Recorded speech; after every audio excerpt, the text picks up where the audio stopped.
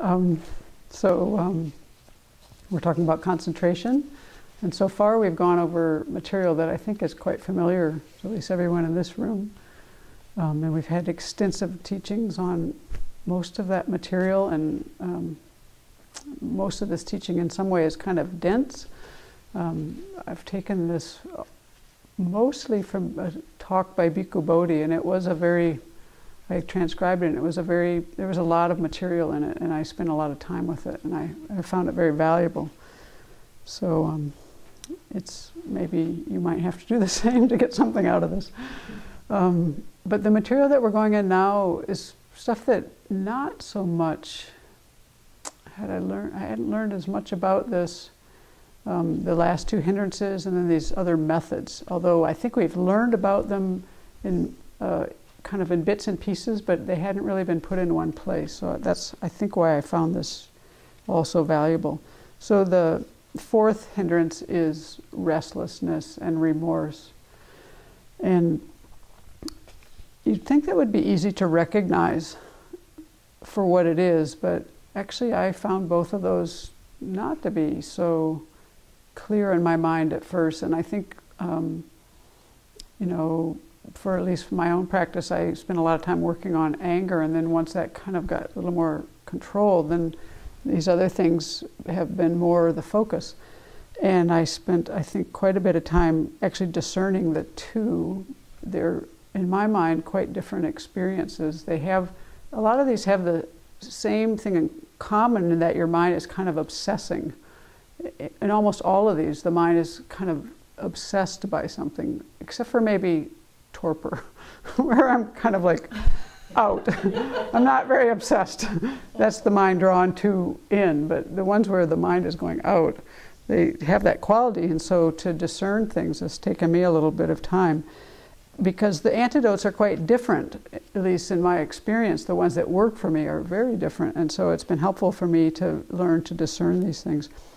So with restlessness, really the mind is kind of bouncing around, and it's almost like it goes from topic to topic, and that's not what we're trying to do when we're trying to stay single-pointedly focused.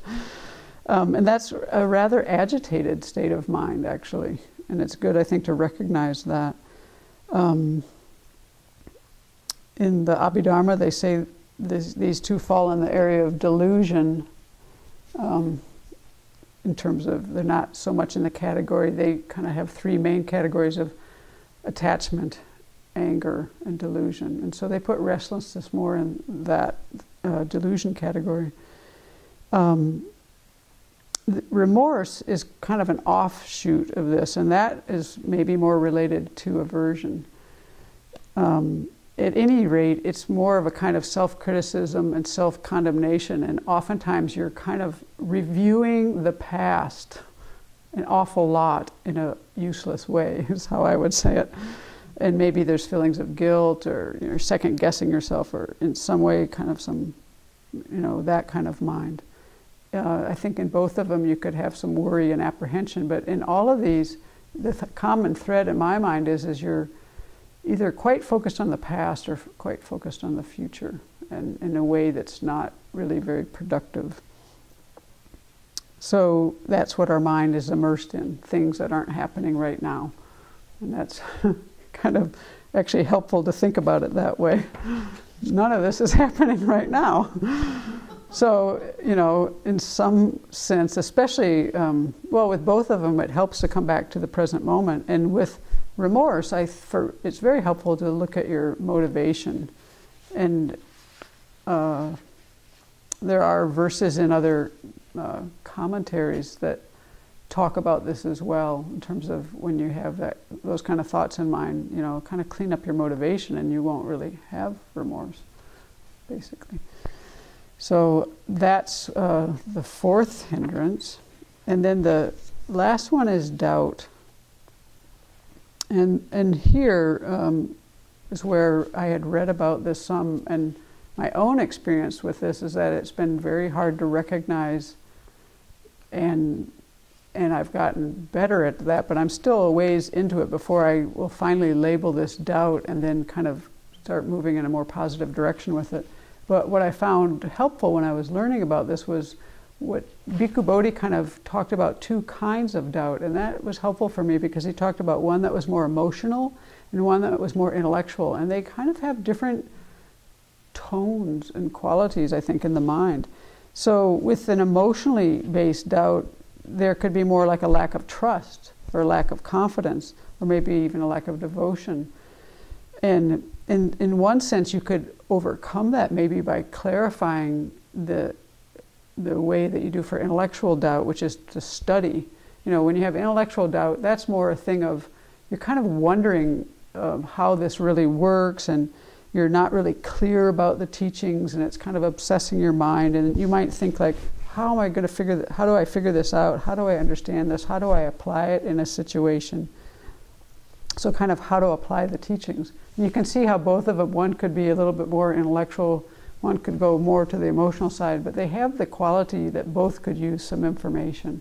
And so but on the emotional one, the type of antidotes they talk about are a little bit different in that you're oftentimes trying to do things that will help your devotion and your confidence and have more joy in the Buddha's teachings. And so they talk about reflecting on the qualities of the Buddha in one way, or you'd have to maybe look in your own mind and see what would work for you for that, but that's one example. Whereas in the one that's more intellectual,